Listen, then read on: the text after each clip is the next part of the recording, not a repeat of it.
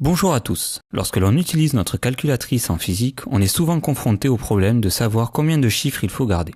C'est ce que nous allons voir dans cette vidéo.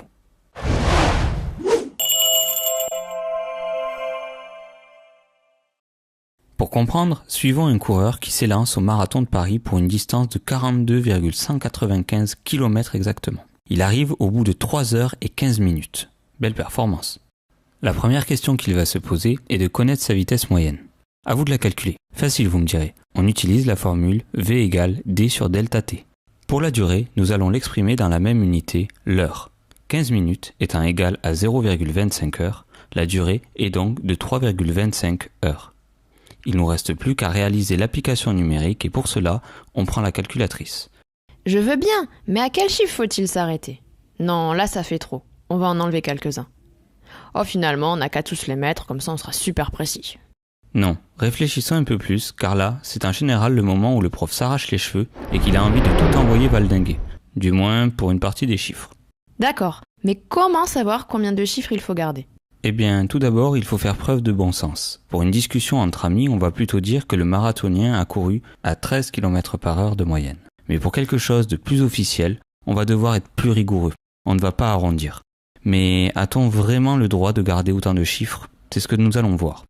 Si on mesure la durée de parcours avec un chronomètre dernière génération ou avec un simple sablier, on ne va pas avoir la même précision. Notre résultat va donc dépendre de la précision de l'appareil de mesure. On entend quoi exactement par précision d'un appareil de mesure? Alors, pour cela, imaginons qu'on veuille mesurer la longueur d'une feuille de papier A4 avec une règle.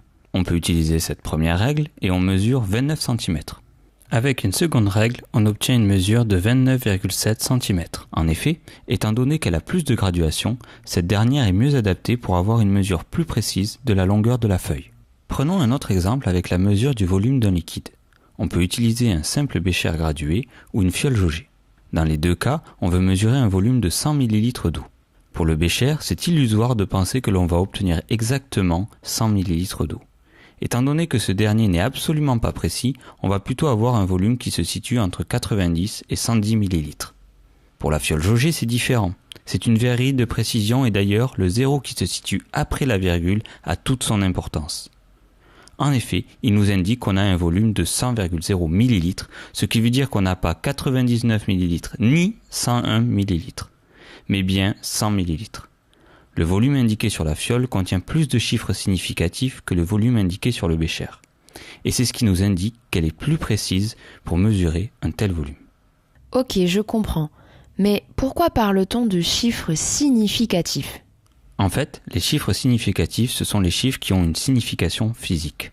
Regardons ensemble une méthode pour savoir quels sont ces chiffres. Première chose qu'il faut savoir, c'est que la virgule ne rentre pas en compte. On fait comme s'il n'y en avait pas. Ensuite, on prend en compte tous les chiffres de 1 à 9. Et pour ce qui est des zéros, on comptabilise uniquement les zéros qui sont précédés à gauche par d'autres chiffres que 0. Ok, vous devez sans doute vous demander tout ce que cela signifie vraiment. Quoi de mieux que des exemples pour comprendre? 0,0042 mm, on fait comme s'il n'y avait pas la virgule, on compte tous les chiffres et aucun zéro puisqu'à gauche de ces zéros, il n'y a aucun chiffre autre que 0. Donc cette mesure contient 2 chiffres significatifs. Prenons un autre exemple.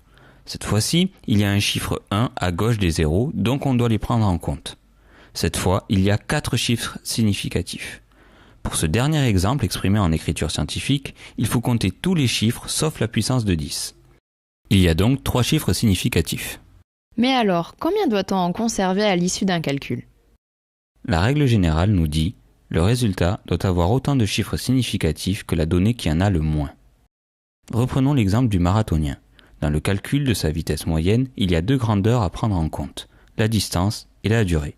Pour la distance, on a 5 chiffres significatifs, tandis que pour la durée, il y en a seulement 3. On garde donc 3 chiffres significatifs. En physique, on a plutôt l'habitude d'arrondir les résultats plutôt que de les tronquer. Comme on a un 8 juste après le 9, on arrondit à l'excès, ce qui donne 13,0 km/h. Attention, comme nous l'avons vu précédemment, le 0 est important. Il doit figurer dans le résultat. Voilà, cette vidéo touche à sa fin. Pour approfondir davantage cette notion, n'hésitez pas à télécharger la fiche méthode disponible dans la barre d'infos. À bientôt pour de nouvelles vidéos.